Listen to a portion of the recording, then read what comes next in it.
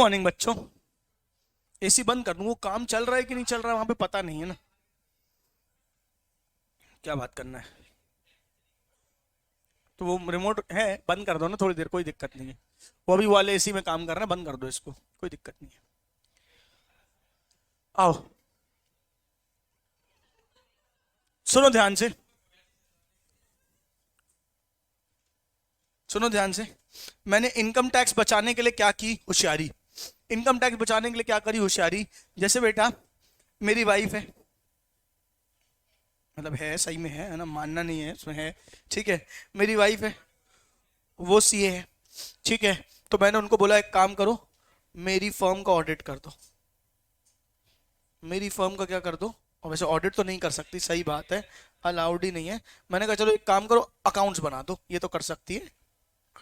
या एक काम करो, हमको फाइनेंशियल वो कर दो, जो भी प्लानिंग और जो भी चीजें होती, कुछ कुछ सर्विसेज ले ली कुल मिला के उनसे, जीएसटी की रिटर्न भर दो, ये सब काम करा लिया उनसे। क्या बात समझ में आ रही है। और उनको फिर मैंने अपने बुक्स ऑफ अकाउंट्स में दिखाया कि मैंने इनको, अपनी वाइफ को ये सारा काम करने की सैलरी दी। क्या बात समझ में आ रही है। सैलरी कितनी दी, 5 लाख। इनकम टैक्स डिपार्टमेंट का कहना है साले ये पूरा काम तुम्हारा जो है वो हो जाना चाहिए 50,000 1 लाख रुपए में, तुम 5 लाख किस बात का दे रहे हैं। हमने कहा हमारी वाइफ है महंगी सी है, के बाद सर मारिए लगता है 5 लाख, क्या दिक्कत है। बोले नहीं नहीं नहीं नहीं, रिलेटेड पर्सन को कोई भी पेमेंट करिए, रिलेटेड पर्सन को कोई भी पेमेंट करिए तो चेक करेंगे कि वो जो पेमेंट है वो रीजनेबल है कि नहीं है। क्या बस ऐसा नहीं कि पूरा डिसअलाउ कर देंगे। अब भैया पता पड़ा 1 लाख दिए, वो भी देने में नाटक कर रहे हैं, भैया इतना काम करें कोई पैसे तो लेगा ना। अगर अच्छा, दूसरा काम क्या है, दूसरा ऑप्शन, मेरा मेरे चाचा है, कजन है कोई, ठीक है। उनको मैंने बोला कि मैंने उनसे बिल्डिंग बनवाई, आर्किटेक्चर करवाया और उनका उनको 2 लाख रुपए दिया। वो आर्किटेक्ट आर्किटेक्ट कुछ है नहीं, उनके पास डिग्री डिग्री कुछ नहीं है। क्या बात समझ में आ रही, कुछ और ही काम करते हैं। मैंने जबरदस्ती दिखा दिया कि मेरे चाचा क्या है, आर्किटेक्ट है। खुद ही बैठ के मैंने अपने डिजाइन डिजाइन बनाई और मैंने कहा ये मेरे चाचा है, इनने आर्किटेक्ट की डिजाइन बना के दी है और खर्चा क्या कर दो मुझे अलाउ कर दो। तो पॉइंट ये है कि पहली चीज सामने वाले, यहां पे अगर मेरी वाइफ को मैंने 1 लाख दिए तो वो 1 लाख तक अलाउ हो सकते हैं। मतलब कुल मिला के अगर आपने किसी रिलेटिव पर्सन को कोई भी पेमेंट कर रहे हो, किसी भी काम की, किसी भी काम की, और उस काम के लिए उनके पास क्या है, professional competence, experience, certificate, degree, जो कुछ है, मतलब वो उस काम को करने के लिए एलिजिबल है, तो रीजनेबल लेवल तक वो क्या हो जाएगा, अलाउ हो जाएगा। यानी आपको पीजीबी में एक्सपेंस माइनस करने मिल जाएगा। लेकिन एक लिमिट के बाद अगर अनरीजनेबल एक्सपेंस है तो वो अलाउ नहीं होगा। कितनों को बात समझ में आई कि अगर आपने रिलेटेड पर्सन को कोई भी पेमेंट कर, देखो सीधा साधा सा भाषा में लिखा है, ठीक है। इफ पेमेंट और expenditure made to relative then AO can disallow excessive और अनरीजनेबल अमाउंट। जितना भी एक्स्ट्रा वाला है या अनरीजनेबल वाला है वो वाला अमाउंट क्या हो जाएगा, डिसअलाउ हो जाएगा। हाँ या ना फटाफट बोलो। अच्छा, इंडिविजुअल के रिलेटिव में आएगा कौन कौन, कौन कौन आएगा, सन, मदर, फादर, ब्रदर, सिस्टर। यहां तक तो ठीक है।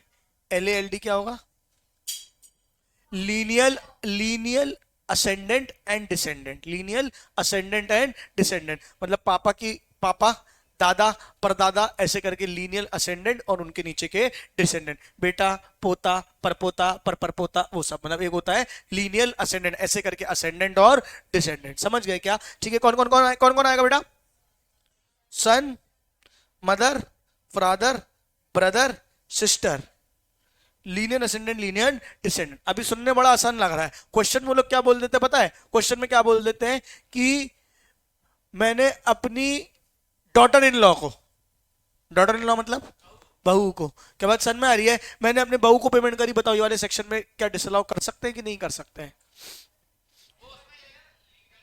कहा लीनियर असेंडेंट डिसेंडेंट में कहां आएगा, ठीक है। क्या बहू डेफिनेशन में आई ही नहीं, दामाद आए क्या, नहीं आए, जीजा जी आए क्या, नहीं आए, चाचा आए क्या, नहीं आए, चाचा चाचा चाचा चाचा, लीनियर असेंडेंट में दादा परदादा लोग, ठीक है। कुल मिला के जो डेफिनेशन दी हुई है वही लोग आएंगे। कौन कौन आ जाएगा, सन, मदर, मतलब अपने बेटे को सन, मदर, फादर, क्या बात समझ में आ रही है, ब्रदर, सिस्टर, ठीक है। और ब्रदर सिस्टर की वाइफ, हस्बैंड नहीं, मतलब यहां से सिस्टर की हस्बैंड मतलब सिस्टर की वाइफ नहीं, सिस्टर का हस्बैंड, यानी जीजा नहीं, और ब्रदर की वाइफ यानी भाभी नहीं, क्या बात समझ में आ रही है? ठीक है, लीनियर असेंडेंट। एचयूएफ में कौन कौन आ जाएगा?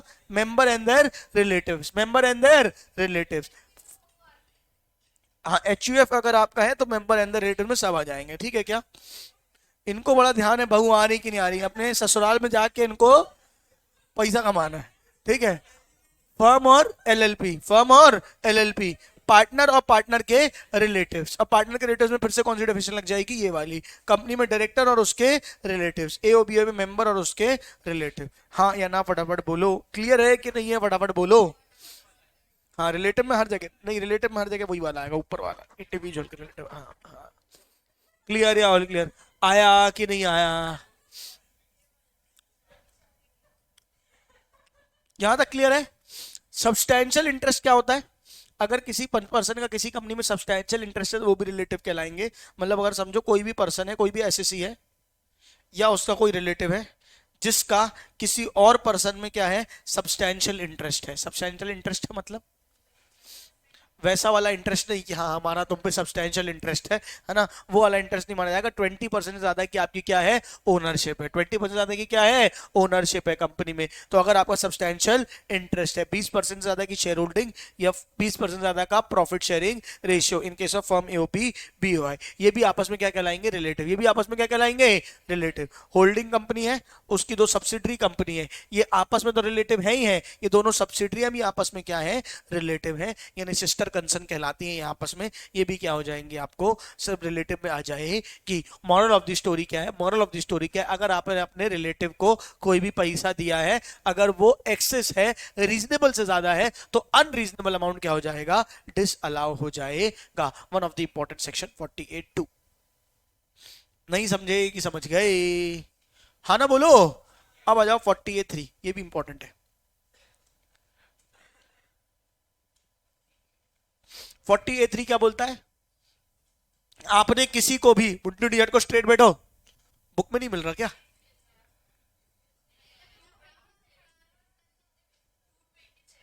मैं बुक में सब मार्क कराऊंगा, मत टेंशन लो। ये 48(2) समझ गया, रिलेटिव वाला ये मिल गया बुक में तुमको।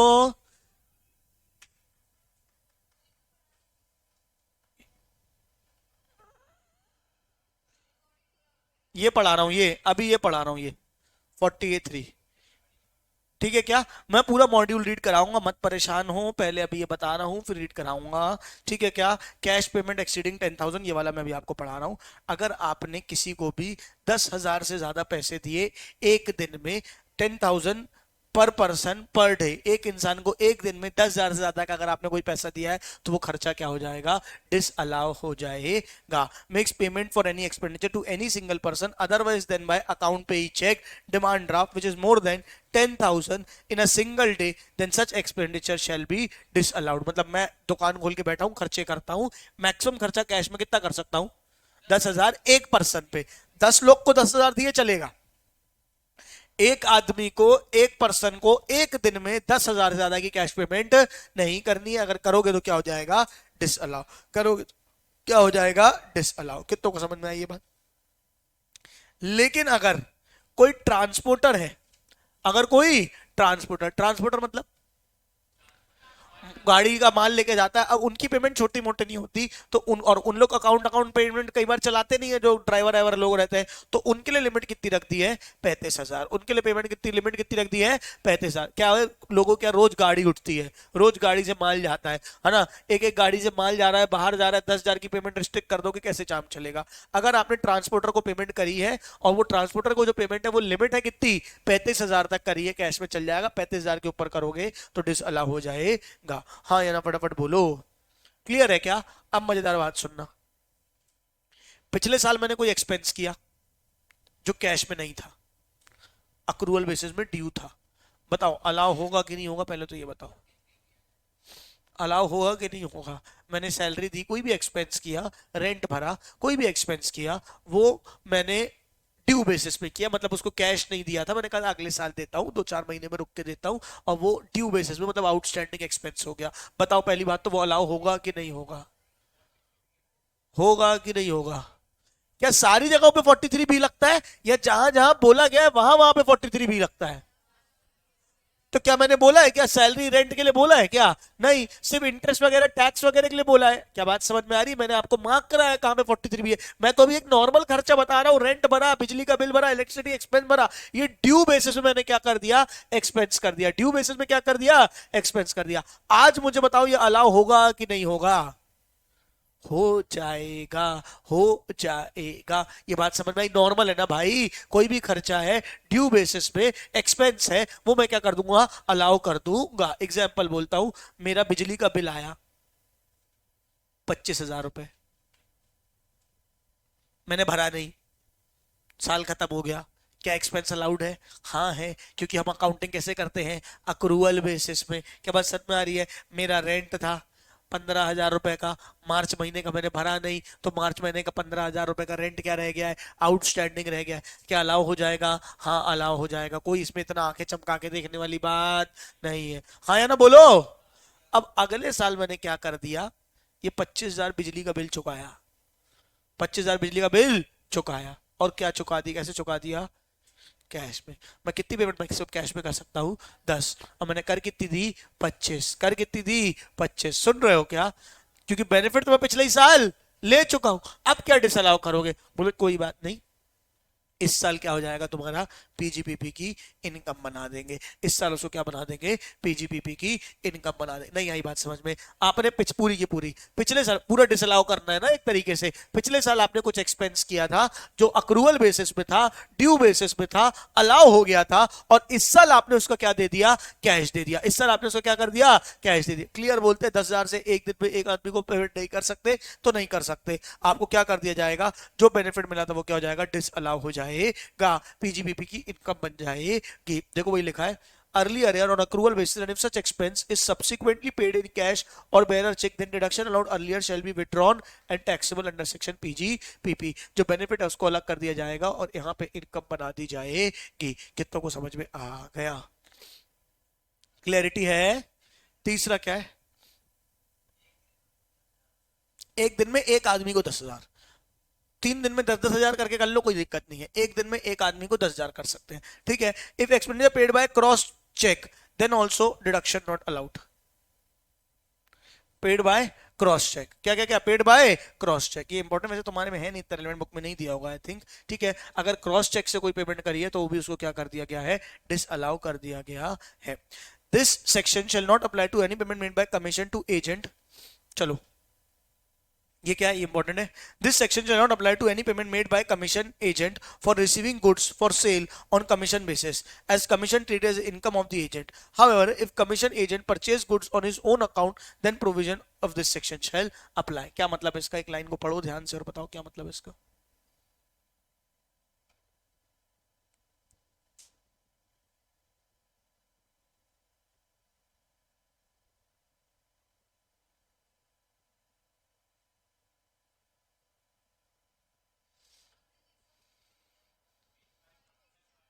मैं बीच में एजेंट हूं, इसने गुड्स मंगाए थे, बोले थे मेरे बिहाफ में रिसीव कर लेना, मैंने इसके बिहाफ में रिसीव कर ली और मैंने पेमेंट दे दी। क्या बात समझ में आ रही है? तो मेरी इनकम मान ली जाएगी क्या?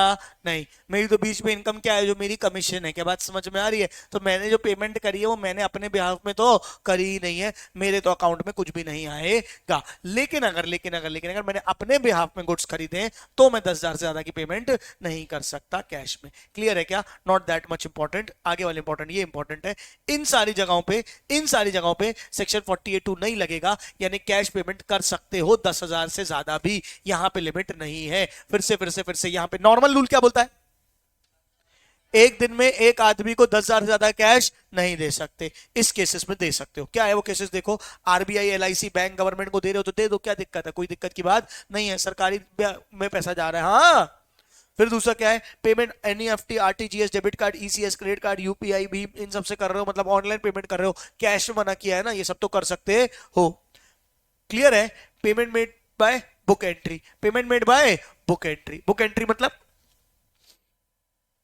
मुझे राम से 1 लाख लेने थे और राम को ही 60,000 देने थे, मैंने एंट्री आपस में क्या कर दी? सेट ऑफ कर दी। तो क्या कैश पेमेंट मानोगे उसको? नहीं, सिर्फ बुक एंट्री हुई है, अलाउड है, कोई दिक्कत की बात नहीं है।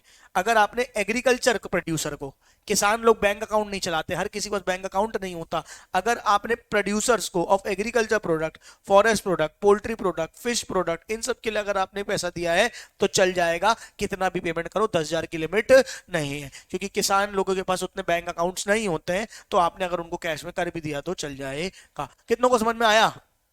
अगर आपने रिटायरमेंट बेनिफिट किया है 50,000 तक का तो भी चल जाएगा। रिटायरमेंट, कोई आदमी रिटायर हो रहा है, उसको 50,000 रुपए आपने नगद में दिए हैं, 50,000 तक का रिटायरमेंट बेनिफिट कोई अमाउंट दिया है तो चल जाएगा। ठीक है। अच्छा, आपने किसी को सैलरी दी, किसको दी? सैलरी। सैलरी भी कैश में नहीं दे सकते, लेकिन वो बंदा क्या है, शिप में जा रहा है। काहे पे जा रहा है? शिप में। तो आप दे सकते हो payment of salary to an employee who is posted on any other place और शिप फॉर 15 डेज और more other than is normal place of duty. वो बंदा घूमता रहता है, शिप में जाता रहता है, ट्रैवल करता रहता है, आपने उसको अगर अकाउंट पे ही चेक ना करके कैश में दे दिया तो चल जाएगा। सुन रहे हो? हाँ या ना? अरे हाँ या ना? Payment where banking facility not available. गाँव में पेमेंट करना है जब बैंक अकाउंट ही नहीं है तो क्या कर सकते हैं? Payment is made by any person to his agent who is required to make payment in cash for goods or services on behalf of such person। वही एजेंट वाला नहीं आएगा। Payment made bye authorised dealer of money exchanger. Money exchanger, money changer. Money changer कौन होता है? रुपी दे के dollar लिया, अब रुपी दे के डॉलर ही लेने गए हैं, फॉरेन ऑरेन घूमने जा रहे हो, एक करेंसी तो कैश ही में डील करना पड़ेगा ना, तो भी चल जाएगा। क्या बात समझ में आ रही है? Payment for purchase of product manufacture process without aid of power in cottage industry. छोटी मोटी फैक्ट्री इंडस्ट्री, अगरबत्ती बनती है जहां पे, ठीक है, विदाउट एड ऑफ पावर वाली फैक्ट्रीज में अगर आपने पेमेंट करी है तो भी आपका काम चल जाएगा। ये होता है जो जो अलाउड नहीं है। जो जो अलाउड है आप पेमेंट कर सकते हो 10,000 से ज्यादा की। कितनों को समझ में आ गया? ये सेक्शन 40A है पूरा।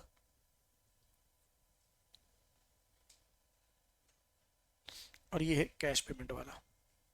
अबे तुम्हारे में तो दिया ही नहीं, इतना ही दिया है बस। क्या क्या गुंडा बनेगा रे तू?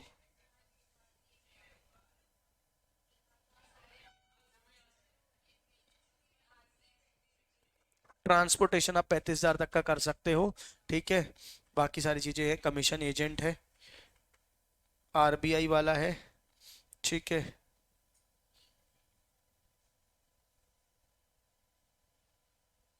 Central government, villages, book adjustments. ठीक है। Payment made to benefit to an employ, SSC gratuity reach payment, वही वीआरएस वाला।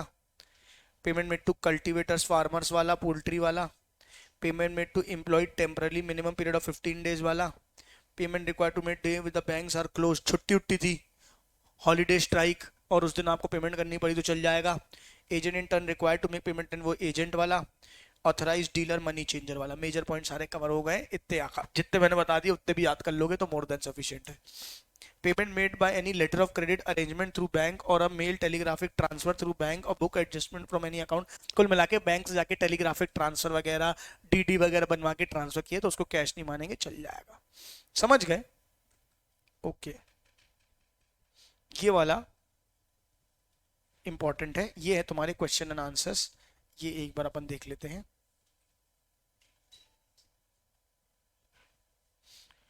चलो बस ये करते हैं, उसके बाद छुट्टी कर देंगे। मुझे पता नहीं झेल पा रहे हो तुम लोग, आगे बात करते हैं। मुझे को स्टेट बैठो।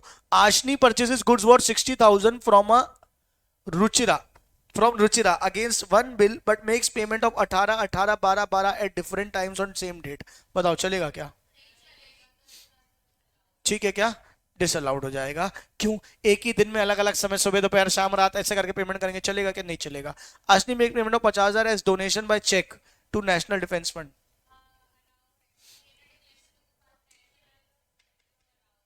40A3 shall not be any donation allowable as deduction under section 80G। इसको अपन स्टार मार्क करेंगे अभी, 80G अलग से आएगा आगे। Kiara makes purchase of goods on 80,000 and makes 65,000 by account pay check and 15,000 in cash। Disallow हो जाएगा। Will be applicable payment in cash exceed hence 15,000 shall be disallowed. पूरे 15,000 क्या हो जाएंगे? जितना कैश में पेमेंट किया सब क्या हो जाएगा? Sarika, a dealer in machines, purchases a machine for 1.5 lakh and makes the payment by bearer check। Bearer check चलेगा क्या? बेरर चेक भी क्या हो जाता है? डिसअलाउ। बेरर चेक भी क्या हो जाता है? डिसअलाउ। बेरर चेक देखो, बेरर चेक मतलब क्या होता है? वो अकाउंट पे ही चेक नहीं है। क्या बात समझ में आई? जिसके हाथ में है उसका। क्या बात समझ में आ रही है? तो bearer cheque is equivalent to cash. Bearer cheque is equivalent to cash. Cheque कौन सा होना चाहिए? अकाउंट पे ही। चेक कौन सा होना चाहिए? अकाउंट पे ही। क्या बात समझ में? मेल ड्राफ्ट ईसीएस के थ्रू चल जाएगा। बेरर चेक तो नाम का चेक है तो वो कैश ही के जैसा, जिसका नाम लिख दो वो कैश करा लेगा जाके। हाँ या ना, फटाफट बोलो। ठीक है, ये इंपॉर्टेंट है ना। Nitin pay salary 12,000 by bearer cheque to an employ.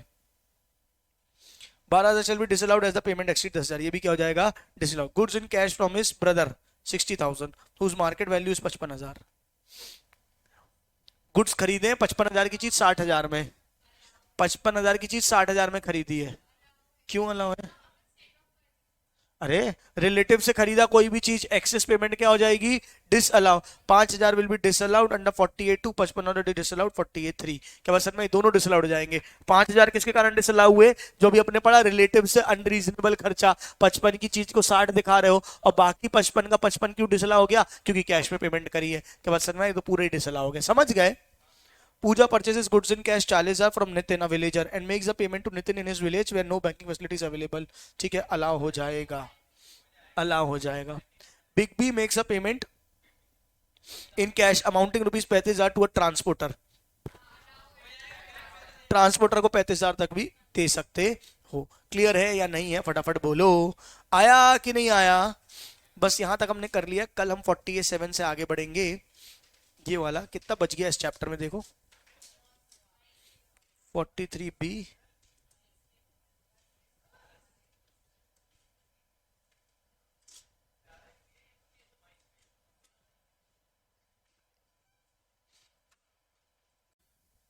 नौ 50 पे भैया, 9:30 की क्लास ना बाबा, ना ना ना ना ना ना, बाहर बाहर बाहर बाहर, बिल्कुल बाहर। बाहर रहे, मैं खुद ही बुला लूंगा 10 मिनट बाद। मेन मेन बातें पढ़ा लूं, उसके बाद बुला लूंगा। ठीक है, आ जाओ। Certain deduction under section 36। ये बेसिक बेसिक सी बातें हैं। ये पूरा आ का नहीं रहा है यहाँ पे, मेरे को तो समस्या ये है।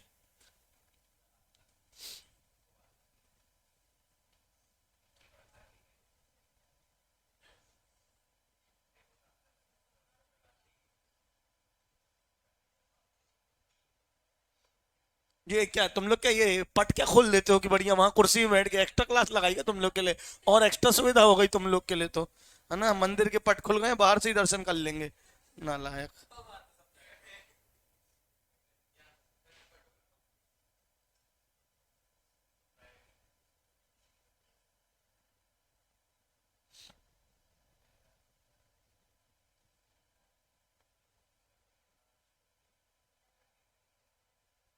आओ, ठीक है, स्टार्ट करें। देख लो बच्चों, ये सीधे सीधे प्रीमियम ऑन डिडक्शन। क्या क्या क्या? Premium on deductions. ठीक है, सबसे पहले कौन कौन से डिडक्शन मिलेंगे? 36 हम कल पढ़ रहे थे, बोलो हाँ। उसकी कुछ कुछ बातें फटाफट कवर हो जाएगी यहाँ पे। अगर आपने इंश्योरेंस प्रीमियम पे किया है स्टॉक इन ट्रेड का, इंश्योरेंस प्रीमियम पे किया है किसका? स्टॉक इन ट्रेड का, तो उसका डिडक्शन आपको क्या हो जाएगा? अलाउ हो जाएगा। बेसिक बेसिक सी बात है, कौन कौन से खर्चे कैसे कैसे अलाउ होंगे। फिर आपने क्या कराया बेटा? हेल्थ इंश्योरेंस कराया। किसका क्या कराया? Health insurance. किसका कराया? एम्प्लॉइज का। तो ये क्या हो जाएगा? It is allowed as deduction if premium is paid is any mode other than cash. ये हमने कल पढ़ लिया था कि कैश में आप प्रीमियम नहीं पे कर सकते हो, बाकी अगर आपने अकाउंट पे ही चेक के द्वारा प्रीमियम वगैरह पे किया है तो काम चल जाएगा। याद आ रहा है? अरे सेक्शन 36 क्या बोलता है? कौन कौन से खर्चे अलाउ होंगे, कौन कौन से खर्चे नहीं अलाउ। अच्छा, बोनस दिया है, कमीशन दिया है एम्प्लॉइज को, bonus commission to employees. It is allowed subject to section 43B। ये सेक्शन 43B ना बहुत जगह टांग अड़ाएगा। इसकी टांग बहुत लंबी है, ये जगह जगह पे क्या अड़ाएगा बेटा? टांग अड़ाएगा। इसको मार्क करके रख लो, अपन अलग से 43B पढ़ेंगे, ठीक है। लेकिन वो तुम्हारी बुक में यहां पे नहीं दिया, अलग से 43B सेक्शन में एक साथ लिखा हुआ है। तो जहां जहां 43B में बोल रहा हूं ना, उसके आगे बाजू में 43B करके लिखते जाना। एक सीधी सीधी बात बताऊं, 43B बोलता क्या है? देखो, नॉर्मली हमारी अकाउंटिंग कैसे चलती है, अक्रूवल बेसिस। अरे सुनो यार, सुबह सुबह बढ़िया बात बता रहा हूं ना, ऐसा मुंह बना के बैठे हो, ठीक है क्या। नॉर्मली हमारी अकाउंटिंग चलती कैसी चलती है बेटा, अक्रूवल बेसिस में। कैसी चलती है, अक्रूवल। अक्रूवल बेसिस मतलब खर्चा ड्यू होगा तो एक्सपेंस हो जाएगा, भले पे हुआ हो चाहे ना पे हुआ हो। सैलरी आउटस्टैंडिंग है तो भी क्या हो जाएगी, अलाउ हो जाएगी। क्या बात समझ में आ रही है, पीएनएल में डेबिट हो जाएगी, इनकम टैक्स में भी अलाउ हो जाएगी। मतलब हमारी अकाउंटिंग कैसी चलती है, अक्रूवल बेसिस में।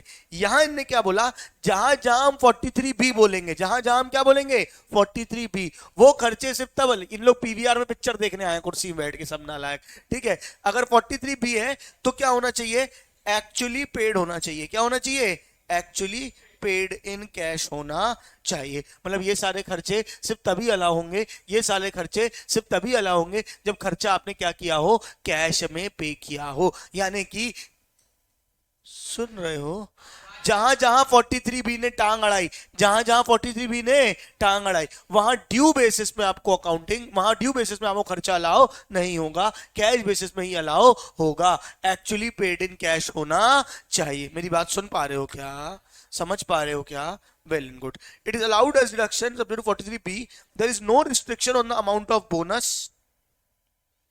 इसको अलग मौत आई है, हाँ ठीक है। इट में exceed the bonus payable under the payment of bonus act. मतलब बोनस एक्ट लिमिट लगाता है, बोनस एक्ट क्या लगाता है, लिमिट लगाता है कि इतनी ही बोनस दे सकते हो आप, उससे ज्यादा नहीं दे सकते। इनकम टैक्स डिपार्टमेंट बोलता है हमें कोई दिक्कत नहीं है, तुमको बोनस एक्ट से ज्यादा देनी है दो, हम पीजीपीपी में अलाउ कर देंगे, लेकिन क्या होनी चाहिए, एक्चुअली पेड होनी चाहिए, ड्यू बेसिस पे नहीं होनी चाहिए। अगर तुम लॉजिकली भी पकड़ोगे ना, बहुत सारी जगहों पे 43 भी आएगा, तो तुम बेसिक लॉजिक पकड़ो। जहां पे धांधलेबाजी हो सकती है, इंप्लॉय तुम्हारे अंडर है, आज तुम्हें क्या करना था, एक्सपेंस चाहिए था, तुमने बोल डिक्लेयर कर दिया हम सारे एम्प्लॉयज को क्या देंगे, बोनस देंगे। साल खत्म हो गया, पीएनएल में डेबिट कर दिया, बोला अगले साल देते हैं अप्रैल मई में। फिर उन्होंने बोले अरे यार परिस्थिति ठीक नहीं है, पैसा नहीं है, एक काम करते हैं हम अपना बोनस क्या करते हैं, विड्रॉ करते हैं, एक बार नहीं देंगे। तुम कुछ कर लोगे क्या, हो तो एम्प्लॉइज ही। क्या बात समझ में आ रही है। अल्टीमेटली तुमने क्या कर दिया, कहीं ना कहीं वो सिर्फ इनकम टैक्स का बेनिफिट लेने के लिए कर दिया, इसलिए बोला एक्चुअली पे कर दो, उसके बाद जितना लेना अलाउ कर देंगे, हमें कोई दिक्कत की बात नहीं है। हाँ या ना फटाफट बोलो। फिर आ गई बात किसकी बेटा, इंटरेस्ट ऑन लोन की। किसकी बात आ गई, इंटरेस्ट ऑन लोन। देख लो इंटरेस्ट ऑन लोन क्या बोलता है।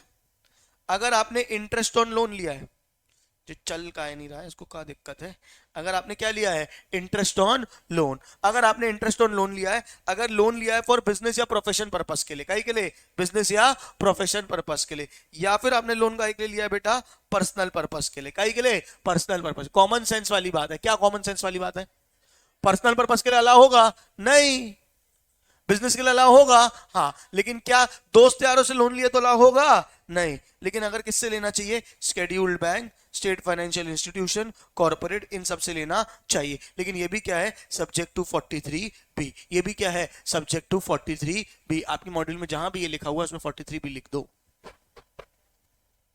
हाँ वही हो गई ना, इंटरेस्ट ऑन बोरोड कैपिटल मतलब इंटरेस्ट ऑन लोन। अगर असेट खरीदने के लिए लिया तो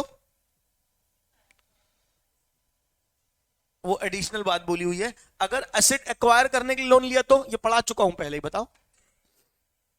रेडी टू यूज के पहले का इंटरेस्ट क्या होता है, असेट में ब्लॉक में जाके ऐड होता है। अरे हाँ, रेडी टू यूज के पहले का इंटरेस्ट जो है वो क्या होता है, जाके असेट में जाके ऐड होता है। और रेडी टू यूज के बाद का इंटरेस्ट पीएनएल में डेबिट होता है, मतलब उसके बाद का क्या हो जाएगा, अलाउ हो जाएगा। और पहले का खर्चा क्या हो जाएगा, पहले का खर्चा क्या हो जाएगा बेटा, ब्लॉक ऑफ असेट में जाके ऐड हो जाएगा। नहीं आई बात की समझ में आ गई, क्लियर है क्या, वही लिखा हुआ है तुम्हारी किताब में। मैं बुक पूरी रीड कराऊंगा, ठीक है, अभी यहाँ मेरे साथ चलो, मैं बुक पूरी रीड कराऊंगा तुमको। ये कितनों को समझ में आ गया, हाथ उठाओ।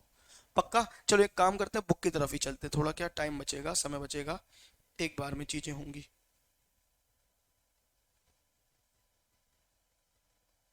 मेरा जूता है जापानी, फिर पतलून सर पे लाल टोपी रूसी। और कौन सा हो गया, ये discount on zero coupon bond कल पढ़ाया था क्या मैंने, क्या पढ़ाया था discount on zero coupon bond में। अगर आपने कोई भी डिस्काउंट वगैरह पे इशू किया है, जीरो कूपन बॉन्ड डिस्काउंट पे इशू होते हैं, तो वो डिस्काउंट क्या हो जाएगा, अलाउ हो जाएगा। जो डिस्काउंट है वो क्या हो जाएगा, अलाउ। लेकिन ये कैसे अलाउ होगा, over the life of the difference between the issued and the redemption values, as these are issued at discount and redeemed at par, available on infra companies fund schedule bank starting on date of issue ending with the maturity redemption. नहीं बताया तुम्हारे में, छोड़ो मैं भी नहीं बताता, क्या बात समझ में आ रही है? उसके बाद इन्होंने क्या बोला है, अगर एम्प्लॉइज कंट्रीब्यूशन करते हो, क्या करते हो, employer's contribution to employee under pension scheme referred under 80 CCD, इसको बोलते हैं न्यू पेंशन स्कीम, एनपीएस बोलते हैं इसको। अगर न्यू पेंशन स्कीम ने आपने पैसा डिपॉजिट किया है तो कितना मिलेगा, 10% ऑफ सैलरी, ठीक है, only basic plus DA in terms, मतलब मैक्सिमम कितना मिलेगा, मैक्सिमम कितना मिलेगा, सैलरी कितना परसेंट बेटा, 10%, सैलरी कितना परसेंट बेटा, 10%। इसका भी चार्ट मैंने निकाला था। डीए मतलब बेटा डियरनेस अलाउंस, डियरनेस अलाउंस मतलब बेटा महंगाई भत्ता मिलता है। क्या मिलता है, अभी अपन पढ़ेंगे सैलरी चैप्टर में, एक होता है बेसिक, एक होता है बेसिक, एक होता है डीए। डीए मतलब डियरनेस अलाउंस। एडिशनल क्या मिलता है, महंगाई भत्ता मिलता है। जैसे महंगाई बढ़ जाती है ना, तो गवर्नमेंट जॉब्स में या इवन प्राइवेट जॉब्स में भी एडिशनल सैलरी मिलती है, क्योंकि महंगाई बढ़ गई, आपकी सैलरी पुजनी नहीं होगी, तो वो एडिशनल महंगाई के लिए सैलरी दी जाती है। तुमने अगर नाम सुनाओ महंगाई भत्ता, है ना, तो वो कहलाता है तुम्हारा डियरनेस अलाउंस। क्लियर है क्या, हाँ या ना बोलो। अच्छा, उसके बाद क्या है, employees contribution to welfare fund deemed as business income of the employee, as assessee will be allowed as deduction only if employee contribution have been credited to the employee's account by the assessee in India on or before due date of under respective welfare act। मतलब सुनो ध्यान से, सुनो ध्यान से, अगर कुछ क्या है एम्प्लॉइज कंट्रीब्यूशन मजा आ गई, ठीक है, कौन सा कंट्रीब्यूशन है, एम्प्लॉइज कंट्रीब्यूशन है। कौन सा कंट्रीब्यूशन है, एम्प्लॉइज। सुन रहे हो, एक होता है कौन सा कंट्रीब्यूशन, अरे अरे कौन सा कंट्रीब्यूशन, एम्प्लॉय, एक कौन सा होता है, एम्प्लॉय। एम्प्लॉइज कंट्रीब्यूशन कैसा होता है, मैंने तुम्हारी सैलरी से काटा। अब सुनना ध्यान से, 1 लाख रुपए तुम्हारी सैलरी थी, ये 1 लाख रुपए तुम्हारी सैलरी है, मैंने तुमको 1 लाख देना था, मैंने 20,000 रुपए काटा और जाके पीएफ अकाउंट में जमा कर दिया। सुन रहे हो, तो मेरा तो पूरा 1 लाख रुपए सैलरी खर्चा है, कुछ अलग से तो कुछ हुआ नहीं, बस मैंने 1 लाख देने थे, मैंने 80 तुमको दिए, 20 रुपए कहां दिए, वहां जाके दिए, बोलो हाँ या नहीं। लेकिन यहां उल्टी बात बोल दी है। क्या उल्टी बात बोल दी है, 1 लाख रुपए की सैलरी थी, मैंने 80,000 तुम्हारा काटा, पूरा 1 लाख रुपए मुझे सैलरी में, 1 लाख रुपए सैलरी थी, 80,000 दिया, 20,000 वहां काटा। सैलरी अकाउंट कितने से डेबिट किया होगा, 1 लाख से। सैलरी अकाउंट कितने से डेबिट किया होगा, 1 लाख से, कि तुमको 80 दिया है, तुम्हारे बिहाफ में 20 वहां दिया ना, तो सैलरी अकाउंट कितने से डेबिट किया होगा, 1 लाख। तो सैलरी तो पूरी 1 लाख अलाउ हो जाएगी, सैलरी तो पूरी क्या हो जाएगी, 1 लाख अलाउ। लेकिन जितना एम्प्लॉइज कंट्रीब्यूशन काटा है वो क्या हो जाएगी, मेरी पीजीपीपी की इनकम, मेरी पीजीपीपी की इनकम। अगर मैंने due date of that act, मतलब इंप्लॉय अगर पीएफ काटा है तो पीएफ एक्ट के हिसाब से जो भी ड्यू डेट होती है, उस ड्यू डेट तक अगर मैंने पैसा जमा नहीं किया, उस ड्यू डेट तक अगर मैंने पैसा जमा नहीं किया, तो वो क्या हो जाएगी, मेरी पीजीपीपी की इनकम मान ली जाएगी। नहीं आया कि आया। कुल मिला के अगर मैंने इंप्लॉइज कॉन्ट्रीब्यूशन काटा है, क्या काटा है, क्या काटा है, क्या काटा है, इंप्लॉइज कॉन्ट्रीब्यूशन, और उसका एक हिस्सा कहां जाता है, पीएफ पे, उसका एक हिस्सा कहां जाता है, पीएफ पे। तो अगर जिस भी एक्ट में जा रहा है, उस एक्ट की ड्यू डेट के पहले, याद रखना कौन सी ड्यू डेट, उस एक्ट की ड्यू डेट के पहले अगर मैंने जमा नहीं किया, तो मेरी क्या बन जाएगी, पीजीपीपी की इनकम। क्या बन जाएगी, पीजीपीपी की इनकम। इंपॉर्टेंट इट इज, हाँ या ना बोलो।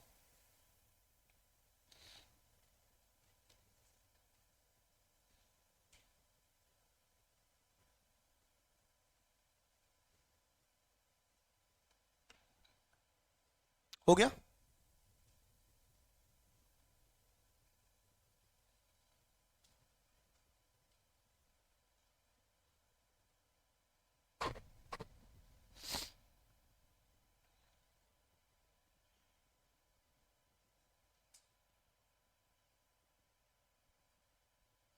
बैड डेट्स के बारे में सुन लो। एक या तो एक्चुअल बैड डेट्स होंगे, या तो प्रोविजन फॉर डाउटफुल डेट्स होगा। प्रोविजन तो प्रोविजन है, क्या खर्चा हुआ कि एस्टिमेट है, एस्टिमेट है। क्या ये अलाउ होना चाहिए इनकम टैक्स में, बिल्कुल नहीं, नहीं तो मर्जी से जब चाहे तब प्रोविजन बनाते बैठोगे, तुम लोग को कहा है, क्या बात समझ में आई, तो ये तो नॉट अलाउड,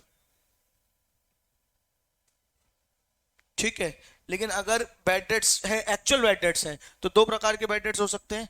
एक हो सकते हैं, एक होते हैं रिलेटेड टू सेल्स, अब्बा डब्बा चब्बा, एक होते हैं रिलेटेड टू सेल्स, और एक होते हैं रिलेटेड टू लोन। एक होते हैं रिलेटेड टू सेल्स और एक होते हैं रिलेटेड टू लोन। अगर रिलेटेड टू सेल्स है तो क्या हो जाएंगे बेटा, अलाउड। मैं तो रिकॉर्ड भी नहीं कर रहा हूं आज। और रिलेटेड टू लोन है तो क्या हो जाएंगे, not allowed. Related to sole sales और रिलेटेड टू लोन मतलब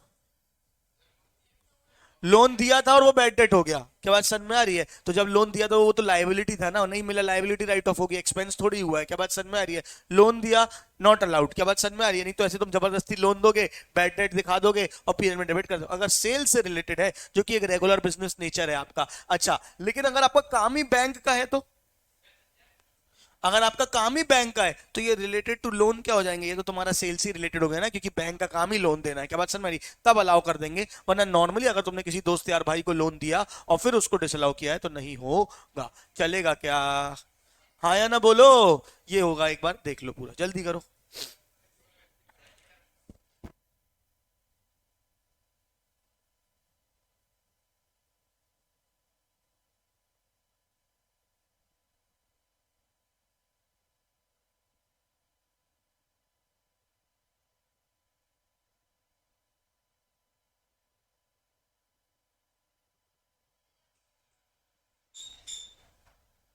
क्या?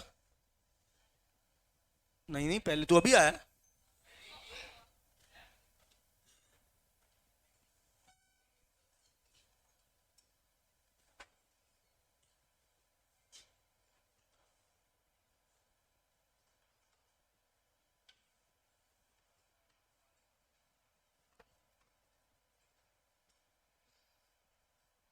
ये 80 सीसीडी था ना बेटा, ये वाला, यहां देख लो, ये 80 सीसीडी वाला था ना, जहां पे बोला है कि न्यू पेंशन स्कीम में अगर पैसा जमा किया, न्यू पेंशन स्कीम में अगर पैसा जमा किया तो यहां पे कितना अलाउ होगा मुझे बताओ, कितना अलाउ होगा यहां पे मुझे बताओ?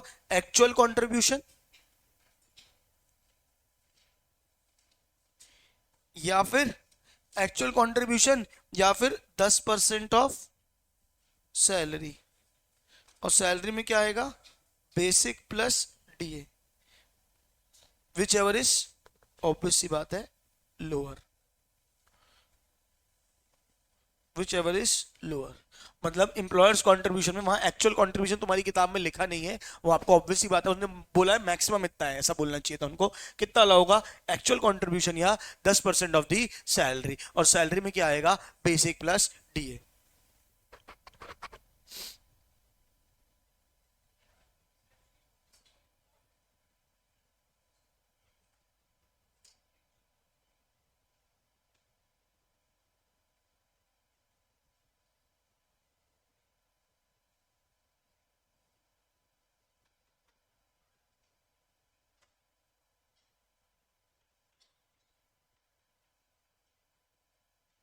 चलो हो गया, यहां तक क्लियर है सबको? ये मिलने के लिए एक लिमिट है, बैड डेट्स वाले के लिए एक लिमिट है कि एक्चुअल में आपने उसको क्या कर देना चाहिए, पीएनएल से अलाउ कर दिया होना चाहिए। Allowable if the bad debts written off are unrecoverable in the accounts of the assessee pertain to the business और profession carried on during the previous year. ठीक है क्या? हाँ अरे करते रहो, कोई दिक्कत नहीं है। रिमोट नहीं है यार मेरे पास, ये है।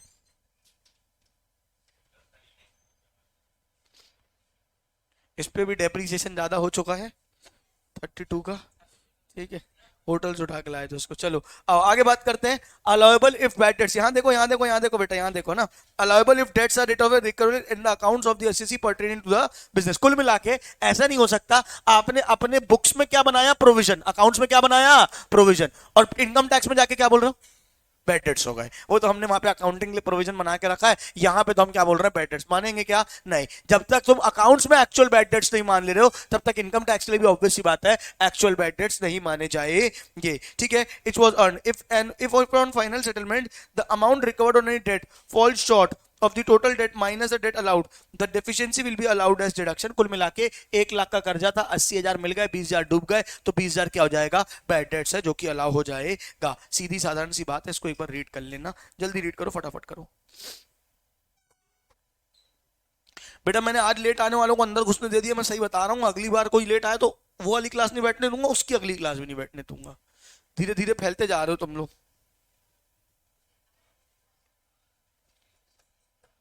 भैया ने भी एकदम टाइमिंग में बताया, नहीं बैठने दूंगा, कोई बात नहीं। हमारे साथ श्री रघुनाथ तो किस बात की चिंता।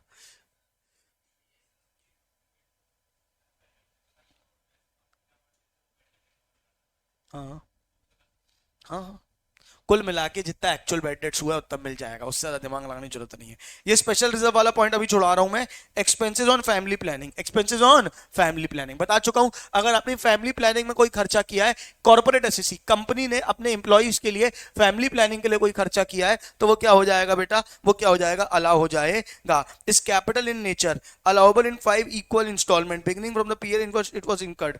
5 इक्वल इंस्टॉलमेंट मिलेगा, और तो और कोई लंबा खर्चा है तो, और अगर कोई रेवेन्यू खर्चा है तो एक बार में ही मिल जाएगा। Allowable to only corporate SSC. कोई अगर कैपिटल खर्चा है, कोई अगर कैपिटल खर्चा है तो क्या हो जाएगा, 5 इक्वल इंस्टॉलमेंट्स में होगा। और अगर कोई रेवेन्यू खर्चा है तो क्या हो जाएगा, पर एनम बेसिस में मिल जाएगा।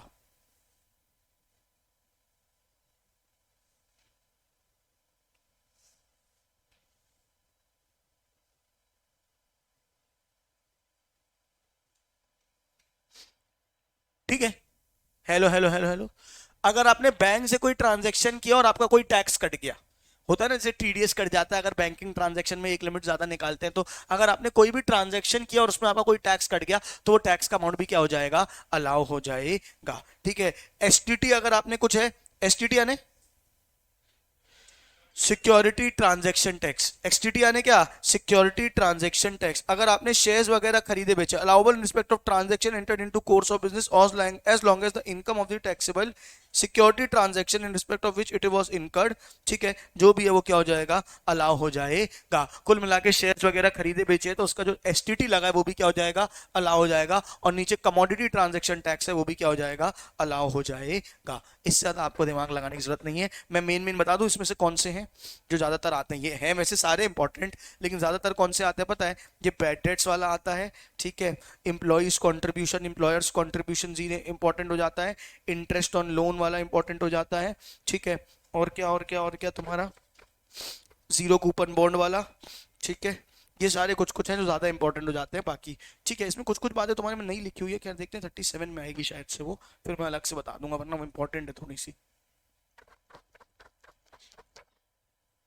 आगे बात करें, मैंने पहले बता दिया आज के टॉपिक थोड़े से ऐसी ऐसी के, सब बच्चे कुचे वाले अपन को खत्म करने हैं। अदर एक्सपेंसेस क्या होते हैं, अदर एक्सपेंसेस क्या होते हैं, क्या होते हैं अदर एक्सपेंसेस, क्या होते हैं, जो पहले से सारों में नहीं आ पाए, 30 से 36 में जो नहीं आ पाए, वो क्या हो जाएंगे, अदर एक्सपेंसेस। उनको अलाउ करने के लिए कुछ कंडीशन है, उनको अलाउ करने के लिए कुछ क्या है, कंडीशन है। क्या कंडीशन है, वो एक्सपेंसेस वो होने चाहिए जो 30 से 36 में कवर ना हो। ठीक है, should be incurred by the assessee in the previous year, क्या वो खर्चा होना चाहिए, exclusive only for business purpose होने चाहिए। ठीक है, पर्सनल नेचर के नहीं होने चाहिए, दोनों एक ही बात हो गई।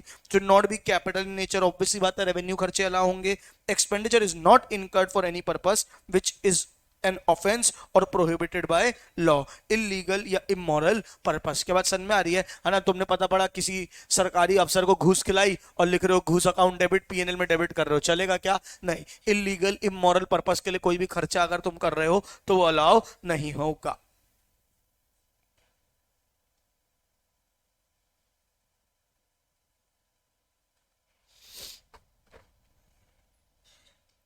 थोड़ा सा ना तुम्हारे में टैक्स के लिए अलग से लिखा नहीं हुआ है, मैं लिख देता हूं यहाँ पे, थोड़ा सा बता देता हूँ। मुंडू नियर को स्ट्रेट बैठो। गुड मॉर्निंग बच्चों, लाश हो क्या, हाँ सर हाँ सर। अगर डायरेक्ट टैक्स भरा, क्या भरा, डायरेक्ट, डायरेक्ट टैक्स मतलब इनकम टैक्स, डायरेक्ट टैक्स मतलब इनकम टैक्स। तुमने इनकम टैक्स भरा, तुम्हारा खर्चा हुआ है, तुम पीएनएल में डेबिट करते हो इनकम टैक्स, बोलो हाँ या नहीं। तो क्या ये इनकम टैक्स अलाउ होगा, इनकम टैक्स निकालने के लिए इनकम टैक्स अलाउ होगा क्या, अरे हो ही नहीं सकता, कोई बात ही नहीं है, कोई होना चाहिए क्या, इनकम टैक्स के लिए इनकम टैक्स भरा, निकाली इनकम टैक्स रहे, उस पर इनकम टैक्स कैसे अलाउ करो, क्या बात समझ में आ रही है। तो इनकम टैक्स के लिए इनकम टैक्स भरा अलाउ होगा क्या, नहीं। अच्छा, इनकम टैक्स लेट से भरा, उसके कारण मुझे कुछ इंटरेस्ट लग गया, इंटरेस्ट अलाउड होगा क्या, इंटरेस्ट अलाउड होगा क्या, नहीं अलाउ होगा। कोई पेनल्टी लगी तो अलाउ होगी क्या, नहीं होगी। किसकी बात कर रहा हूं, इनडायरेक्ट टैक्स की। किसकी बात कर रहा हूं, इनडायरेक्ट, सॉरी डायरेक्ट टैक्स की। अगर मैं बात करूं किसकी, इनडायरेक्ट टैक्स, किसकी बात करूं, इनडायरेक्ट। मैंने जीएसटी भरा है, गुड्स खरीदे जीएसटी भरा, तो वो जीएसटी अलाउ होगा कि नहीं होगा, वो जीएसटी अलाउ होगा कि नहीं होगा, होगा। इनडायरेक्ट टैक्स अलाउ हो जाएगा, इनडायरेक्ट टैक्स अलाउ हो जाएगा। नहीं आई कि आई बात समझ में? मॉरल ऑफ द स्टोरी समझो ना यार। इनकम टैक्स निकालने के लिए इनकम टैक्स अलाउ होगा क्या? नहीं। अदर टैक्सेस अलाउ होंगे क्या? हाँ, तुम्हारा खर्चा है ना भाई, बिजनेस का खर्चा है ना। 1 लाख के गुड्स खरीद के आए, उस पर 18% जीएसटी लगा, मेरे को गुड्स 1,18,000 के पड़े। बताओ मैं अपना एक्सपेंस इनकम टैक्स निकालने के लिए, इनकम निकालने के लिए कितना खर्चा दिखाऊं? 1 लाख की 1,18,000, 1,18,000। ऑब्वियस सी बात है ना। तो इनडायरेक्ट टैक्स क्या हो जाएगा? अलाउ हो जाएगा। इनडायरेक्ट टैक्स क्या हो जाएगा? अलाउ हो जाएगा। अच्छा, उसमें कुछ इंटरेस्ट लगा तो वो भी क्या हो जाएगा? अलाउ हो जाएगा। अच्छा, मुझे उसमें कोई पेनल्टी आ गई तो वो अलाउ नहीं होगा, क्योंकि वो ब्रीच ऑफ लॉ है। वो क्या है? Breach of law. ऐसे तुम क्या करोगे? सारा टैक्स भरोगे नहीं। इनडायरेक्ट टैक्स, एक तो तुमने इनडायरेक्ट टैक्स नहीं भरा, सरकार को टेका दिया, सरकार को चूना लगाया, और उसका इनकम टैक्स में डिडक्शन मांग रहे हो। पेनल्टी एनल्टी का नहीं होता, वो अलाउ नहीं होगा। कितनों को समझ में आई बात? ये इंपॉर्टेंट है कि अगर डायरेक्ट टैक्स में डायरेक्ट टैक्स अलाउ होगा। अरे ये डायरेक्ट टैक्स में डायरेक्ट टैक्स अलाउ होगा क्या? अपने घर में किसी की इज्जत नहीं होती बेटा, डायरेक्ट टैक्स में डायरेक्ट टैक्स अलाउ नहीं होगा। क्या बात समझ में आ रही है? हमेशा दोस्त जो आता है वही अच्छा लगता है मम्मी को, ठीक है क्या? तो क्या डायरेक्ट टैक्स में इनडायरेक्ट टैक्स अलाउ होगा? ए डायरेक्ट टैक्स में इनडायरेक्ट टैक्स अलाउ होगा। हाँ, उसका इंटरेस्ट अलाउ होगा। हाँ, पेनल्टी अलाउ होगी नहीं। और ये दोनों जो अलाउ होंगे वो कैसे होंगे? सब्जेक्ट टू 43B अलाउ होंगे। पहले भर दो तभी बेनिफिट देंगे। क्या बात समझ में आ रही है? ऐसा नहीं कि इनकम तुम्हारा इनडायरेक्ट टैक्स ड्यू है, इंटरेस्ट ड्यू है, और तुम उसका डिडक्शन ले रहे हो। दोनों सब्जेक्ट टू 43B अलाउ होंगे। कितनों को समझ में आई बात? क्योंकि ये लिखा हुआ नहीं मिला मुझे तुम्हारी किताब में।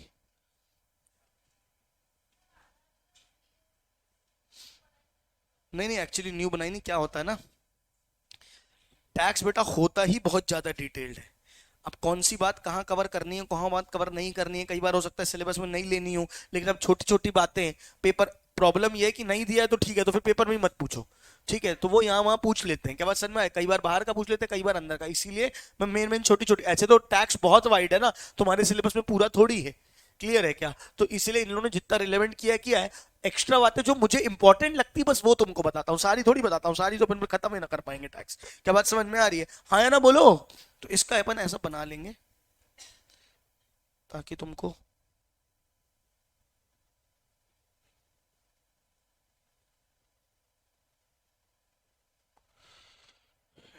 Tax, interest, penalty, direct tax में डिसअलाउ, डिसअलाउ, डिसअलाउ,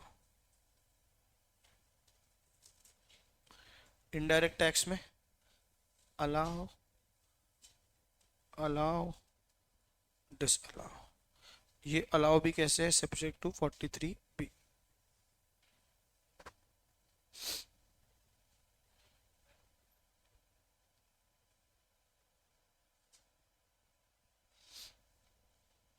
खुद से बना लोगे ये? मैं थोड़ा आगे बढ़ा के देख लूं?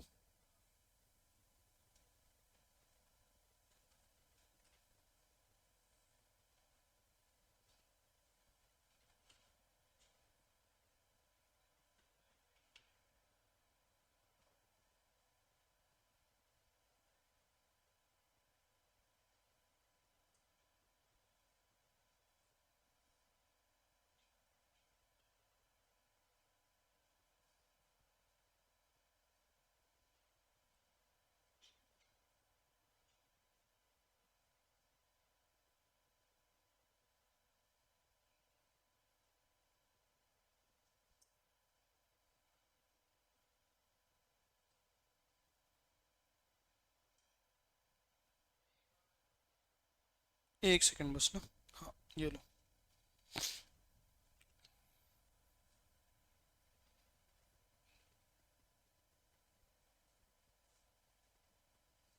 तुमने फोन में ही लगा दिया क्या वो?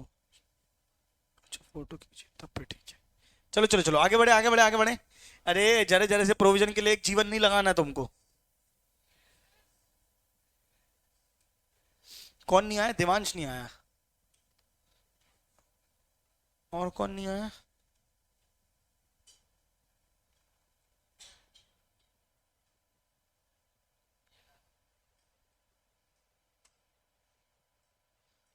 चलें आगे बात करें। आ जाओ आगे बात करते हैं। इनने यही बोला है एक्सप्लेनेशन टू, ये पूरा पढ़ लेना। ये क्या लिखा हुआ है ये मैं दोनों आपको पहले पढ़ के बता रहा हूं। कई बार क्या होता है, तीनों चीज बता दे रहा हूं। अगर आपने कोई भी इलीगल काम किया है, वो भले अपने देश में इलीगल हो या दूसरे देश में इलीगल हो, अगर वो इंडिया में इलीगल कंसीडर किया जाता है तो उसका खर्चा अलाउ नहीं होगा, उसका खर्चा अलाउ नहीं हो। सुन रहे हो क्या? दूसरा क्या है कि आपने कोई बेनिफिट या परक्विजिट दिया है, डायरेक्टली आप इलीगल काम नहीं कर रहे हो, लेकिन उस इलीगल काम में क्या हो, एसोसिएटेड हो, कोई और इलीगल काम किया और उसके लिए आपने कुछ क्या किया है, खर्चा किया है, तो वो भी क्या हो जाएगा, डिसअलाउ हो जाएगा। क्या बात समझ में आ रही है? और तीसरा क्या हो रहा है, अगर कंपाउंड ऑफ एन ऑफेंस किया आपने, कुछ भी मतलब आपने कोई इलीगल काम किया था और उसकी कंपाउंडिंग के लिए कोई खर्चा आया, कंपाउंडिंग ऑफ एन ऑफेंस मतलब लॉ वाले बच्चों सेटलमेंट हो गया। अब जैसे फॉर एग्जांपल एक बिल्डिंग बनाना क्या था, मना था कि 3 मंजिल की मेरे को परमिशन थी और मैंने 5 मंजिल तान दी। ठीक है, जब तक पकड़ नहीं जा रहे तब तक तो ठीक है। क्या बात समझ में? जब पकड़े गए तो वो दो क्या हो जाएंगे, वो खर्चे दो दो 3 मंजिल के अलावा हो जाएंगे, वो दो बिल्ड माले जो एक्स्ट्रा बने उसके खर्चे सारे क्या हो जाएंगे, डिसअलाउ। यहां तक सुन रहे हो? प्लस अच्छा, अब एक ऑप्शन है, अब पकड़ लिया सरकार ने, 2 मंजिल ऊपर बनाई, तो सरकार क्या करेगी, पेनल्टी लगाएगी। चलो वो तो डिसअलाउ है ही। या तो सरकार क्या करेगी, वो 2 बिल्डिंग आगे गिरा देगी, लेकिन हर बार गिराई नहीं जाती। अब बना दी तो बना दी, एक काम करो, एक्स्ट्रा पेनल्टी पैसा ऐसा भर के क्या कर दो, ठीक है, कंपाउंड कर दो, सेटलमेंट कर दो। क्या बात समझ में आ रही है? अगर वो पैसा ऐसा भर के आपने सेटलमेंट कराया है तो वो खर्चा भी जो हुआ है वो आपका अलाउ नहीं होगा, वो भी क्या रहेगा, डिसअलाउड रहेगा। तुम्हारे में एक बहुत अच्छा एग्जाम्पल दिया, ये आ सकता है। अगर किसी मेडिकल प्रैक्टिशनर ने पैसा दिया है, किसके लिए, मतलब फॉर एग्जांपल किसी फार्मास्यूटिकल कंपनी ने दवाइयां ववाइयां दी, किसको, डॉक्टर को। वो घूमते हैं ना एमआर लोग, है ना, एमआर लोग घूमते हैं, वो जाके जाके डॉक्टर से मिलके आते हैं, फिर डॉक्टर को कुछ सैंपल दवाइयां भी दे के आते हैं। ठीक है, तो वो कुछ हद तक इलीगल है, मतलब एज पर मेडिकल लॉ क्या है, आप फ्री बीज नहीं बांट सकते हो किसको, ताकि आप अपनी दवाइयां सजेस्ट करवाने के लिए आप बेनिफिट नहीं दे सकते हो प्रैक्टिशनर्स को। ये मेडिकल लॉ में क्या है, मना है। तो अगर वो वहां का आपने कोई काम किया है तो वो भी आपके लिए अलाउ नहीं होगा। एग्जाम्पल इंपॉर्टेंट है, पढ़ लेना।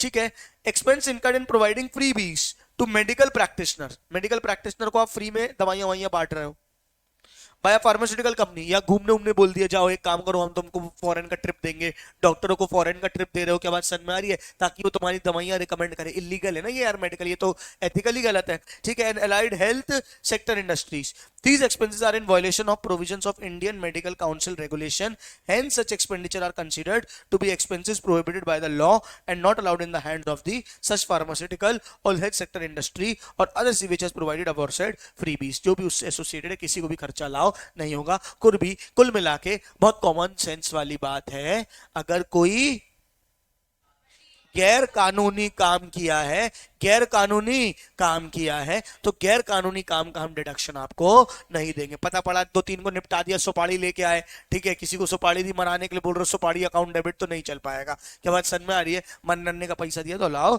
नहीं होगा। क्लियर है क्या? अच्छा, ये वाला सेक्शन बड़ा अच्छा, ये करते समय बड़ा दिल में दर्द होगा तुमको। सीएसआर समझते हो, कॉर्पोरेट सोशल रिस्पॉन्सिबिलिटी। आपने सीएसआर के लिए एक्सपेंस किया, अलाउ होना चाहिए नहीं होना चाहिए? होना चाहिए। क्यों होना चाहिए?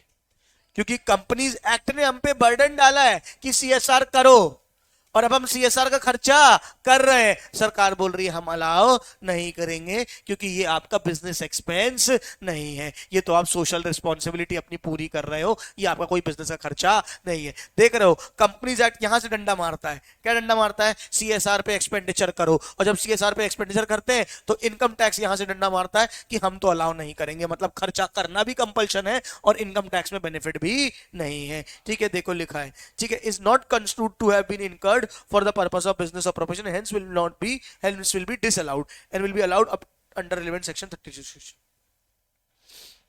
आया कि नहीं आया? वही बोला, any advertisement expenditure in sovereign political, advertisement का खर्चा अलाउ होगा क्या? होगा, लेकिन तुमने पॉलिटिकल पार्टी कि न्यूज़पेपर में तुमने कोई पॉलिटिकल पार्टी में एडवर्टीजमेंट करा दिया, पॉलिटिकल पार्टी के साइड की तरफ से कुछ भी किया, तो वो क्या हो जाएगा? डिसअलाउ हो जाएगा। होगा ना, तुमने मान के चलो जो उनका वो छपा है क्या, घोषणा पत्र, उसमें अपना एडवर्टीजमेंट करा दिया, एडवर्टीजमेंट न्यूज़पेपर में करवा दिया, पॉलिटिकल पार्टी से एसोसिएटेड कुछ भी कराया है तो अलाउ नहीं होगा। ये कुछ एग्जाम्पल्स दिए हुए हैं जो अलाउ हो जाएंगे, इसके बारे में मैं चाहता हूं कि आप घर से पढ़ के आएंगे। ये कुछ एग्जाम्पल्स हैं, और भी हो सकते हैं, पर दीज आर इंपॉर्टेंट, एक बार रीड कर लेना, सब अलाउ हो जाएंगे। मेरा जूता है जापानी, इतने सारे हैं, क्या हो गया रे?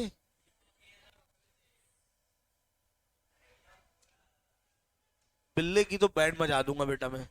चलो, आओ, कौन कौन से लॉसेस है जो अलाउड है? सर्टेन अलाउबल लॉसेस, हाँ रॉबरी करना अलाउड नहीं है, तो वहां घर में चोरी हो गई तो उसका एक्सपेंस क्या हो जाएगा? अलाउड है। बोले रॉबरी अलाउड है सर, है ना? साले रॉबरी अलाउड नहीं है, ठीक है क्या? तो हमारे घर में कोई चोरी हो गई, नुकसान हो गया, वो क्या हो जाएगा? अलाउ हो जाएगा। एम्बेजलमेंट थेफ्ट हो गया, ठीक है। ऐसा नहीं होता ना बेटा, आपको जाके पहले पुलिस में एफआईआर करनी पड़ेगी, ये सब करना पड़ेगा, इतना काम हम कर सकते हो तो कर लो, थोड़ा सा टैक्स बचाने के लिए, ठीक है। Loss duty, non recovery of advance, आपने एडवांस दिया था और पैसा आपका क्या हो गया? डूब गया, ये सारे खर्चे क्या है? अलाउ हो जाएंगे।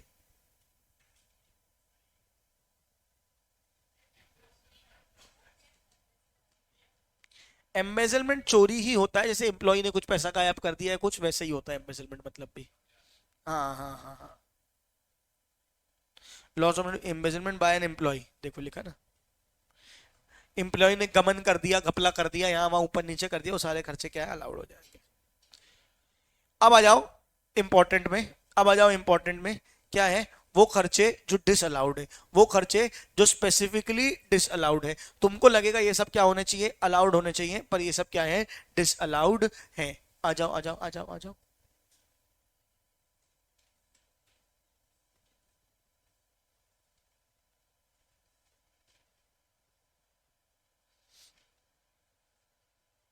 बोलू बोलू बोलू बोलू बोलू। अब क्या होता है ना, एक चीज होती है टीडीएस। क्या होता है टीडीएस बताओ? हाँ क्या होता है ये?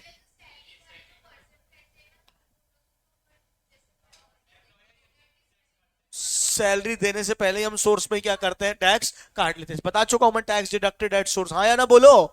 अब आप जब जब भी किसी नॉन रेसिडेंट को पेमेंट करते हो, किसको पेमेंट करते हो? नॉन रेसिडेंट, विदेशी को कोई भी पेमेंट करते हो, काई की interest, royalty, fees for technical service, ये सब करते हो, ठीक है क्या? पेबल आउटसाइड इंडिया और in India to a non resident, मतलब आपने नॉन रेसिडेंट को कुछ भी क्या करी? पेमेंट करी है, जिसमें आपको क्या काटना था? टीडीएस। क्या काटना था? टीडीएस। मतलब आपने उसको पेमेंट करी, आपको टीडीएस काट के बाकी पैसा देना था। यहाँ सुनो, नॉन रेसिडेंट को, हाँ आपने टीडीएस नहीं काटा, आपने टीडीएस नहीं काटा। अगर आपने टीडीएस नहीं काटा तो वो पूरा खर्चा आपके बुक्स ऑफ अकाउंट से क्या हो जाएगा? डिसअलाउ हो जाएगा। क्या हो जाएगा? डिसअलाउ हो जाएगा। नहीं आई बात समझ में? फिर से बोलता हूं, दिस इज फॉरनर, ठीक है, ही इज फॉरनर, ठीक है, ये फॉरनर है, ठीक है, ये फॉरनर है, मेरे को इसको पेमेंट करनी थी कितने की? 1 लाख की। कितने की? 1 लाख की। ये लो 1 लाख रुपए, लो लो 1 लाख रुपए, ये इसको 1 लाख रुपए है, ये 1 लाख रुपए मुझे इसको देने थे। रुक जाओ अभी, इस 1 लाख में से क्या करना था? इस 1 लाख में क्या करना था? खाली है ना? हाँ, इस 1 लाख में 10%, 10,000 रुपए क्या काटना था? टीडीएस काटना था। तो मुझे कायदे से क्या करना था? 90,000 तुमको देना था। अभी रुक जाओ, ठीक है, 90,000 तुमको देना था और 10,000 रुपए किसको देना था? गवर्नमेंट को देना। सुन रहे हो? मेरा तो पूरा खर्चा कितना था? 1 लाख। डेबिट होता, एक्सपेंस मिलता, 90,000 इसको दे, 10 ये करना भूल गया मैं, और पूरा 1 लाख किसको दे दिया? इसको दे दिया, है ना? तुम तो ठहर परदेसी, साथ क्या निभाओगे?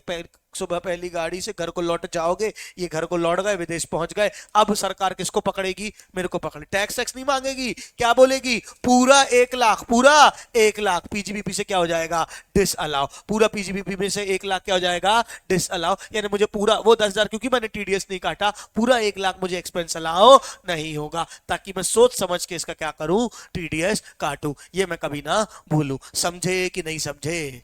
नहीं समझे? फिर से, जब भी मैंने किसी नॉन रेसिडेंट को पेमेंट करी, अगर मैंने किसी नॉन रेसिडेंट को, और उसने क्या कर दिया? मैंने उसका टीडीएस नहीं काटा, ठीक है, मैंने उसका टीडीएस नहीं काटा, तो जितना एक्सपेंस था वो क्या हो जाएगा? डिस अलाउ हो जाएगा। 100% एक्सपेंस क्या हो जाएगा? डिस अलाउ हो जाएगा। 2 मिनट अभी रुकना, सुनना आगे। आगे क्या हुआ?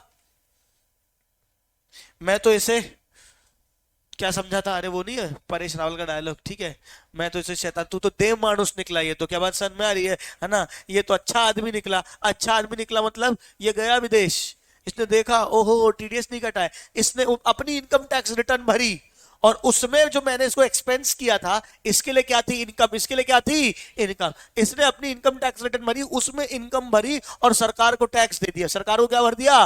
टैक्स। सरकार को तो अल्टीमेटली किससे मतलब है? टैक्स से। मैं भरूं चाहे ये भरे। अगर इसने अपने साइड से आईटीआर फाइल करी, अपनी इनकम में वाली इनकम डिस्क्लोज करी और टैक्स भर दिया, तो मैं एक चार्टर्ड अकाउंटेंट से सर्टिफिकेट लेके आऊंगा कि देखो भैया, जिससे हमने पेमेंट की थी, जो हमारा खर्चा डिसअलाउ हुआ था, उसने अपना इनकम टैक्स भर दिया है, तो मुझे वो खर्चा वापस से क्या हो जाएगा? अलाउ हो जाएगा। किस साल अलाउ होगा? जिस साल वो क्या भरेगा? अपनी आईटीआर भरेगा। कितनों को समझ में आई बात? कुल मिला के अगर नॉन रेसिडेंट को पेमेंट करी है और उसने टीडीएस नहीं काटा है, तो 100% क्या हो जाएगा? एक्सपेंस डिसअलाउ हो जाएगा। प्रोवाइडेड अगर वो देव मानुस निकले और अपना इनकम खुद जमा कर दे, टैक्स जमा कर दे और हमको सर्टिफिकेट दे दे कि ये लो हमने टैक्स जमा कर दिया है, तो वापस से क्या हो जाता है? अलाउ हो जाता है। कितने लोग मेरे साथ हैं?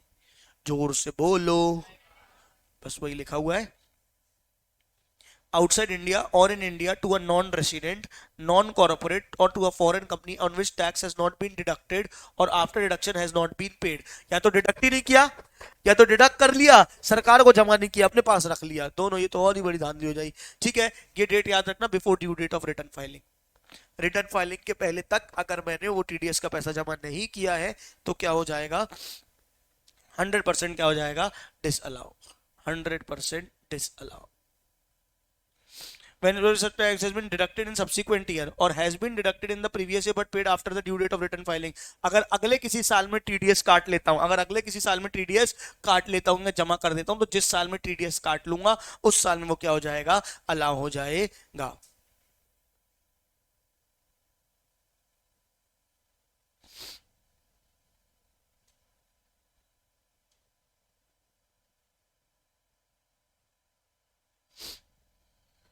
इतना काफी है मुझे लगता है जानने के लिए। इसमें क्लैरिटी है?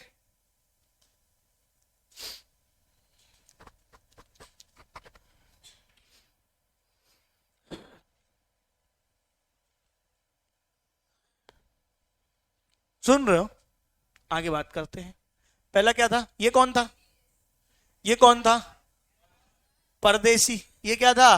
परदेसी। साथ क्या निभाएगा, इसलिए इसने टीडीएस ने इसका टीडीएस काटना था और इसका टीडीएस काटना था, इसलिए क्या कर दिया? 100% क्या कर दिया? डिसअलाउ। अब ये परदेसी नहीं है, देसी है। ठीक है, ये परदेसी नहीं है, ये क्या है बेटा? देसी है। मॉरल ऑफ द स्टोरी ये क्या है? रेसिडेंट है। अरे क्या है? सुन रहे हो? ये क्या है बेटा? रेसिडेंट है। और रेसिडेंट को कोई पेमेंट करी जिसमें टीडीएस काटना था और टीडीएस काटना भूल गया या काटा तो सरकार को पे नहीं किया, तो क्या होगा? तो भी एक्सपेंस मुझे डिसअलाउ हो जाएगा। लेकिन कितना डिसअलाउ होगा? 30%। कितना एक्सपेंस डिसअलाउ होगा? 30%। क्योंकि सरकार को उस पर टैक्स 30% लगता है। बोलो हाँ या नहीं? तो सरकार ने कितना डिसअलाउ कर दिया? 30%। क्लियर है या ऑल क्लियर है? नॉन रेसिडेंट केस में कितना डिसअलाउ था?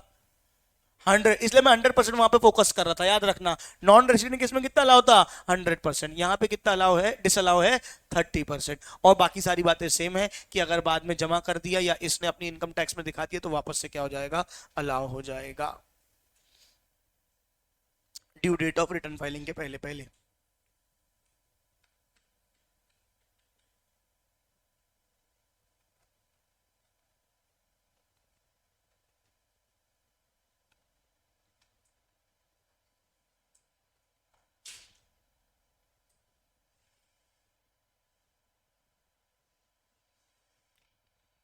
एक सेकेंड ना।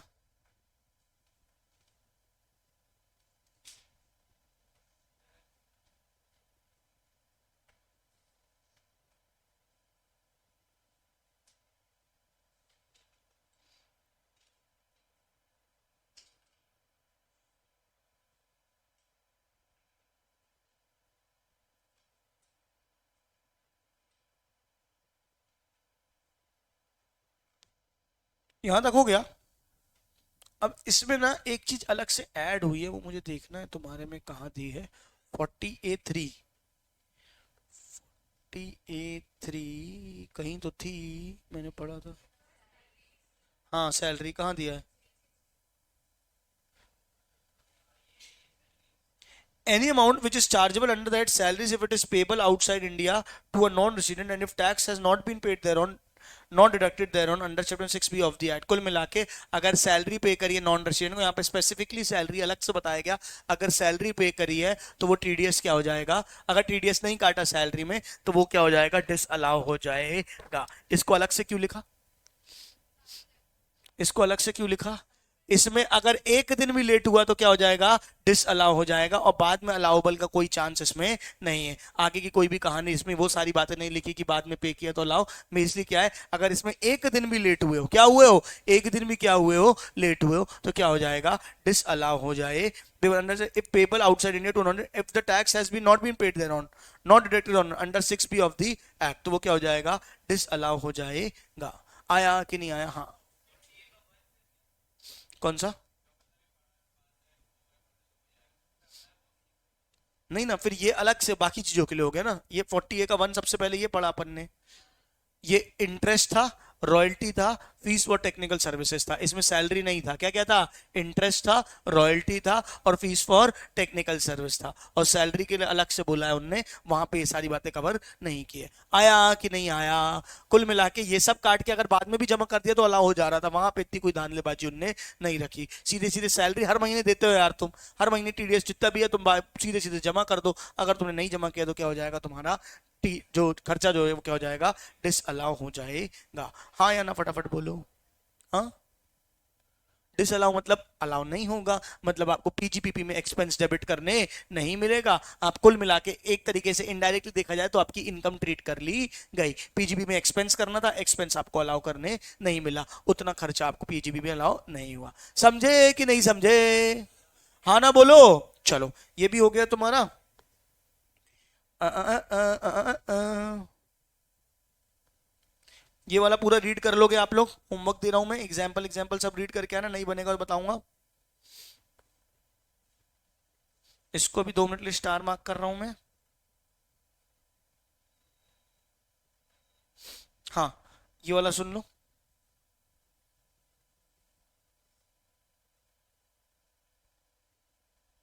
क्या क्या है, क्या क्या है, क्या क्या है, बताओ कहां था? Payment to PF, any payment to a provident fund or other fund established for the benefit of employee of the assessee would be disallowed in case where the assessee has not made, employer has not made effective arrangement to secure deduction of tax at source from any payment made from fund which are chargeable to tax under that salary। कुल मिला के जहां पे TDS कटना था और TDS नहीं काटा है, अगर कोई आपने पीएफ फंड वगैरह के लिए पैसा इकट्ठा किया जिसमें टीडीएस कटना चाहिए था और आपने टीडीएस नहीं काटा, तो वो खर्चा क्या हो जाएगा, डिसअलाउ हो जाएगा। ये वाला देखना, ये वाला बहुत इंटरेस्टिंग है, नॉन मॉनेटरी परक्विजिट वाला, इंपॉर्टेंट है ये। सुन रहे हो क्या? मैंने अपने एम्प्लॉय को क्या दी, नॉन मॉनेटरी परक्विजिट दिया। नॉन मॉनेटरी परक्विजिट मतलब घर दे दिया रहने के लिए, कार दे दी रहने के लिए, रहने के लिए नहीं मतलब घूमने के लिए। के बाद सर मैंने उसको क्या किया, नॉन मॉनेटरी क्या दिए, परक्विजिट। वो बोल रहा हमको नहीं चाहिए। हमने क्यों नहीं चाहिए? बोलता रहे इसमें टैक्स आ जाता है फालतू, तुम देते हो, कार हम लेके घूमेंगे टैक्स भरेंगे, हमको नहीं चाहिए। तो हमने कहा एक काम कर, तू टेंशन नहीं ले भाई, जिंदा है तेरा, इसका टैक्स भी कौन भरेगा, मैं भरूंगा। मैंने जिम्मेदारी ले ली। किसने किसने किसने एम्प्लॉयर ने। क्या एम्प्लॉय को जो नॉन मॉनेटरी परक्विजिट कायदे से उसके लिए इनकम थी, और वो बोला उसका टैक्स कौन भरूंगा, मैं भरूंगा। अब मैं होशियारी क्या दिखा रहा हूं, 1 लाख का नॉन मॉनेटरी परक्विजिट दिया है और उसमें 10,000 रुपए टैक्स बता के एक्सपेंस कितना ले रहा हूं, 1,10,000। एक्सपेंस कितना ले रहा हूं, 1,10,000। सरकार ने पकड़ी कॉलर, बोली तेरे को महान बनना है बन, हम नहीं बनेंगे। क्या बात समझ में आ रही है? 1 लाख अलाउ हो जाएगा जो तुमने उसके बिहाफ में टैक्स भरा है, जो तुमने उसके बिहाफ में टैक्स भरा है। ये तुम्हारा पीजीबीपी का खर्चा नहीं है, हम उसको डिसअलाउ कर देंगे। कितनों को बात समझ में आई? कायदे से मैंने एम्प्लॉय को कुछ दिया तो वो कमाई किसकी, एम्प्लॉय की। उसमें टैक्स किसको लगना चाहिए, एम्प्लॉय को। और वो टैक्स लगता तो कहीं वो एक्सपेंस माइनस थोड़ी होता, कहीं खर्चा थोड़ी माइनस होता। क्या बात समझ में आ रही है? उसको मैं क्या बोल दिया, तू रहने दे मैं भर दूंगा, तू रहने दे मैं भर दूंगा। और 1,10,000 रुपए एक्सपेंस दिखा रहा हूं, अब 1 लाख रुपए वो, और ऊपर से क्या एक्सपेंस जो टैक्स लगा वो भी। तो सरकार ने बोली जो तुमने नॉन मॉनेटरी परक्विजिट दिया है वो अलाउ कर देंगे, लेकिन उसमें जो टैक्स भरा है वो तुम्हारी जिम्मेदारी थी नहीं, तो वो काहे के लिए अलाउ करेंगे, वो अलाउ नहीं करेंगे, डिसअलाउ हो जाएगा। हाँ या ना फटाफट बोलो।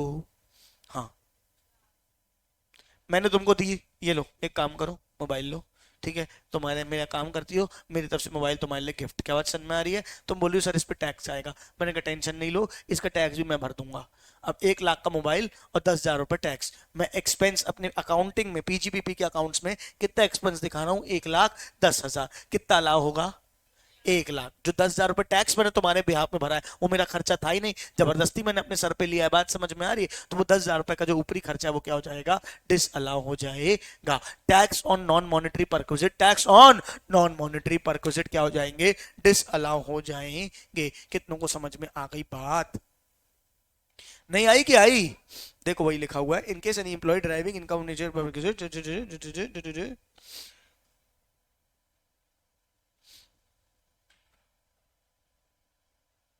मजे की बात बताऊं, वो एम्प्लॉय के हाथ में वैसे ही एग्जेम्प्ट है। अगर कोई नॉन मॉनेटरी परक्विजिट मिलता है तो वो एम्प्लॉय के हाथ में क्या है, वैसे ही एग्जेम्प्ट है। तो तुम जबरदस्ती उसका टैक्स भर रहे हो तो वो तो वैसे भी अलाउ नहीं करेंगे। देखो लिखा भी हुआ है, in case employee deriving income in the nature of perquisites other than monetary payments, the amount of tax on such income paid by his employer is exempt from the tax in the hands of the employee। अगर employer ने पे कर दिया है तो अब employ के हाथ में नहीं लगेगा।